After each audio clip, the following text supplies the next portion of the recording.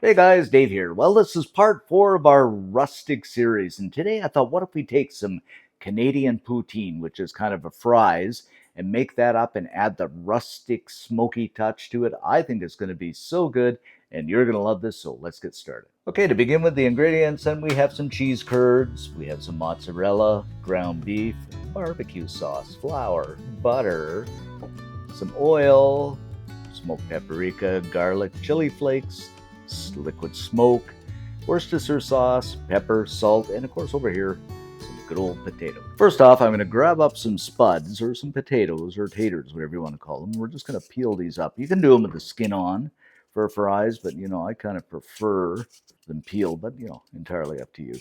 Now you might be saying, what kind of potato do you use? And a lot of people use russet. They're the best. And I was going to search around for some russets, but I thought, this is what this channel is all about, cooking at home with what you got. So these are just plain old baking potatoes, and I think they're going to do just fine. So use whatever you have on hand. And today's video has been brought to you by the good folks over at Magiccos, and today we're using the FP408. We have 7 speeds. Really nice finish on it, fits in with any kitchen. Suction cup design, holding things down. A great 14-cup large bowl. And a large chute.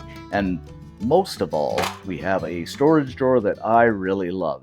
Because on most food processors, you're looking all over the place. Where's this blade? Where's this blade? But it stores really nicely right underneath the unit. So all the details are in the description below.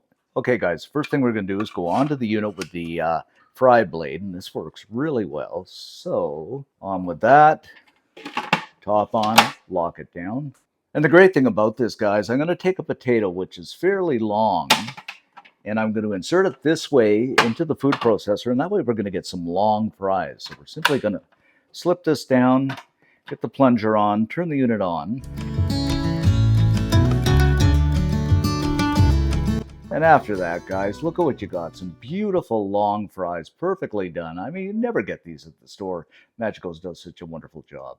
Alrighty, I'm going to get these into some cold water, and we're going to let these soak because I am going to fry these, so we want to get some of that starch off so they're nice and crispy. Next up, let's make our beef topping. So what I'm going to do is add half a pound of lean ground beef to a pan, and this is over medium-high heat. We'll just kind of break this up a little bit, and we'll fry it until it's browned up here. Now what I've done here is taken the time to break this up fairly well because it is a topping and it's going to go over the fries. But anyway, we're going to season things up right now with a little bit of salt and some ground black pepper. And of course, I'll put all the amounts and ingredients below. And you know me, a tad of the old garlic powder. I know, but half a teaspoon, something like that. Some of the old smoked paprika with that smoky effect. And while we're smoking here, my friends, as I mentioned before, I'm going to use some liquid smoke. Pick this up for a couple of bucks at Walmart. Just a little splash of that. And last but not least, some of the old W or Worcestershire sauce. Worcestershire or whatever it is, W sauce. And we'll give things a stir around. You ever smell the smoky effect from that liquid smoke? So yummy.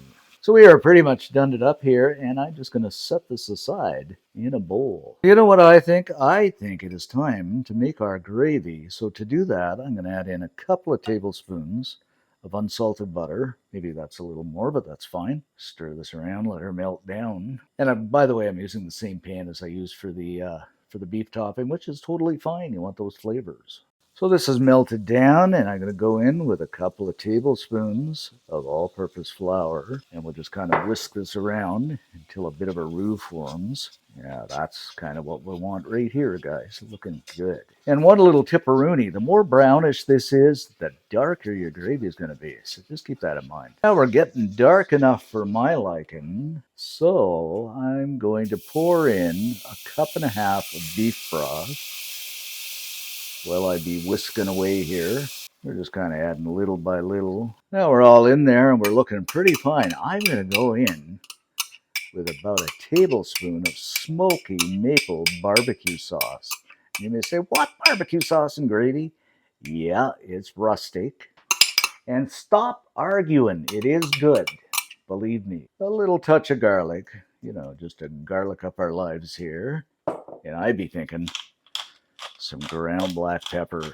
Hoo-hoo! Talk about gravy at its best. Leave me a comment. Tell me what you think. And I dang near forgot a little bit of salt. And a whisk and we will go until things thicken up a little bit. But oh, I think this is going to be so good over our poutine.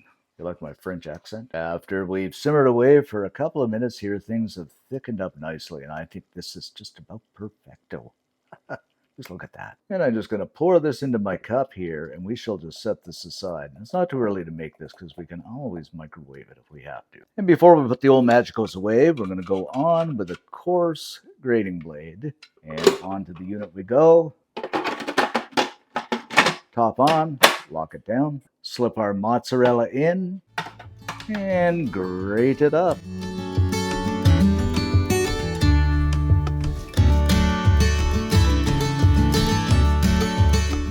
And just check this out, my friends. Isn't that 100 times better than that stuff you buy in the store that clumps all together? Oh, wonderful job. Alrighty, those fries are pretty much soaked, so I'm gonna drain them off from the water here. I'm still impressed with those long fries. I'll get them onto a paper towel here.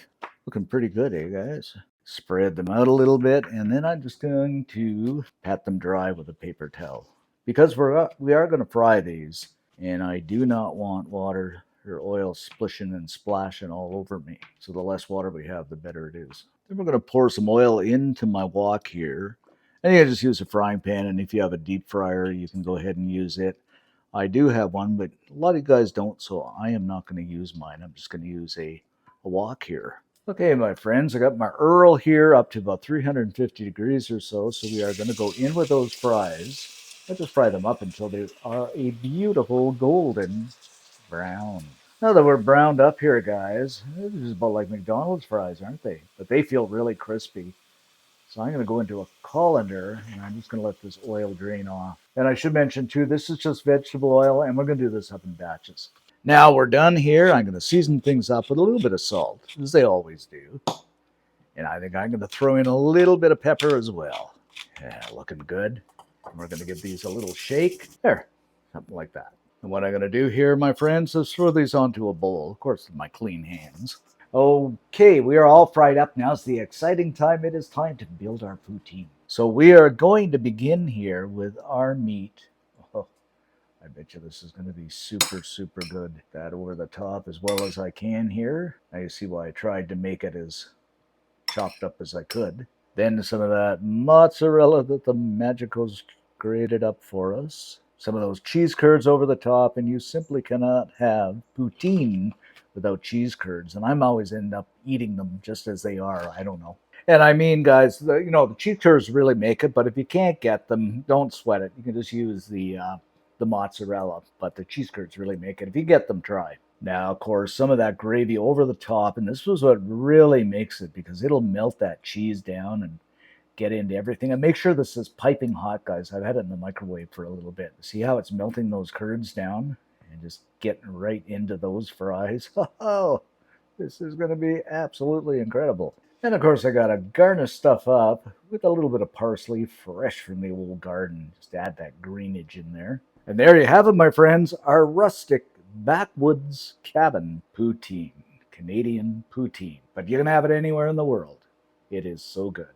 Everybody is going to love it. Okay, guys, a few tips and tricks. I just can't stop eating these cheese curds. Anyway, you can vary the ingredients, how much you want. You can put extra stuff in the gravy and stuff like that, whatever you like.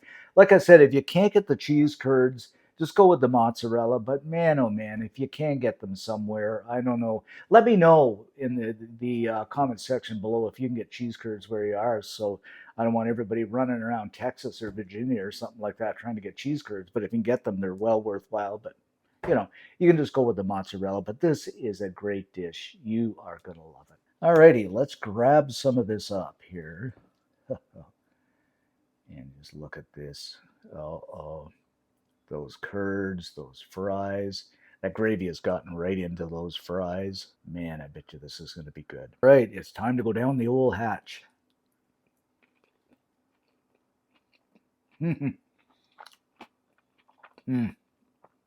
Here's the thing. I've had poutine before in restaurants. It's good. I mean, it's good, but this is absolutely fantastic. There's that extra little bit of seasoning on the meat. And the gravy, that little bit of barbecue sauce, that smoky flavor, is absolutely fantastic. And those cheese curds, the mozzarella, simply to die for. Make it up if you can, because it's well worthwhile. And if you do leave us a comment, love to read them, and I'll respond to them all. And give us a like because it helps the channel out, and subscribe. Thanks for watching, guys. Stay safe. We'll see you in the next video. And of course, I'm going to have more of this, obviously. Okay.